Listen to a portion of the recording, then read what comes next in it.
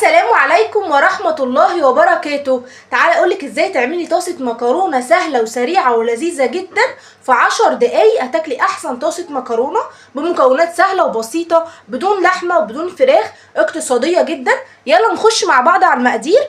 معايا المكرونة الاقلام، تمام، ومعايا طماطم متقطعة مكعبات، معايا بصل متقطع مكعبات، دي بصلاية متوسطة، معايا فلفل اخضر، معايا فلفل اخضر متقطع برضو مكعبات، وممكن تستبدليه بفلفل رومي لو انت مش حابه الحامي، تمام. ومعايا فصين توم. هنعمل دلوقتي المكونات، يلا نشتغل فيها مع بعض. نسمي الله ونبتدي مع بعض. دلوقتي معايا طاسه على النار، بس انا مش حطاها لسه على النار، انا هحطها بعد ما احط المكونات.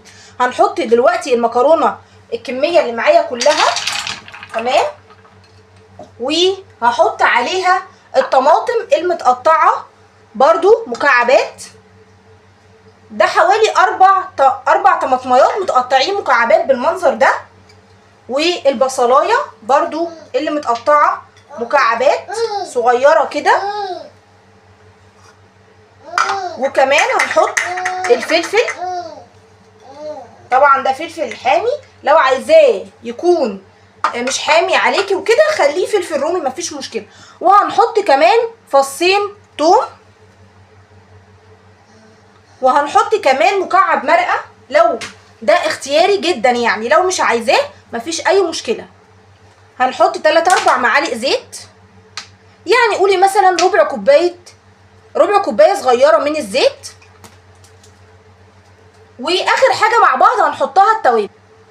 عندي التوابل اللي هستخدمها معايا فلفل اسمر، وكمان هحط ملح،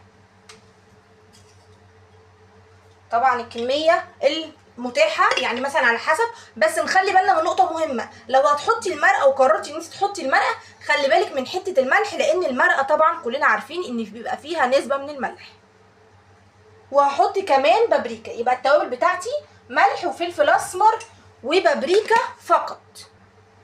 معلقتين من الصلصه المعلبه. الصلصه المعلبه يا جماعه بتفرق جدا في الطعم لما بحطها مع المكرونه، اي بقى مكرونه.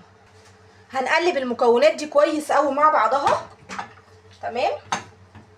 طبعا انا ما زلت بفكركم ان المكونات دي كلها محطوطه على البارد، يعني الطاسه انا حطاها على البوتاجاز، ولكن انا لسه ما شغلتش النار.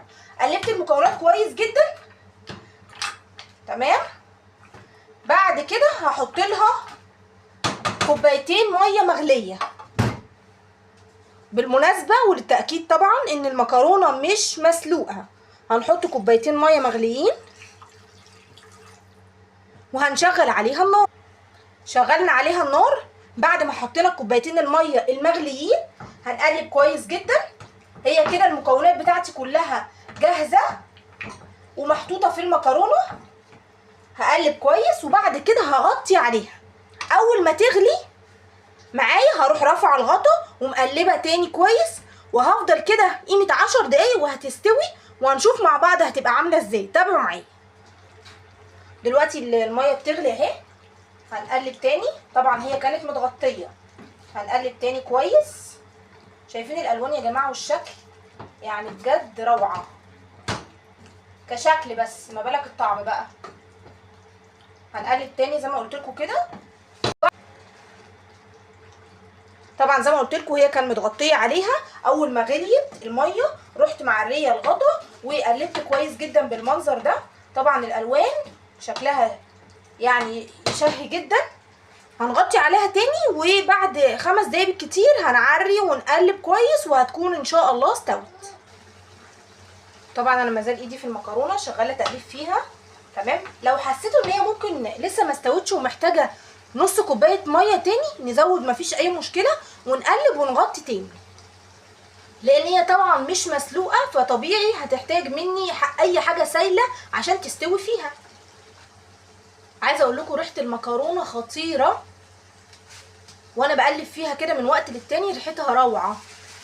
بصوا يا حبايبي في المرحله دي وقبل ما نطفي على المكرونه ممكن نحط على وشها شويه جبنه موتزاريلا او ميكس جبن ونغطي عليها، واول ما تاخد 5 دقايق كده ونطفي عليها هتاخد وش. وممكن طبعا الجبنه هتكون ساحت قصدي يعني، وهتبقى افضل بكتير وطعمها احسن.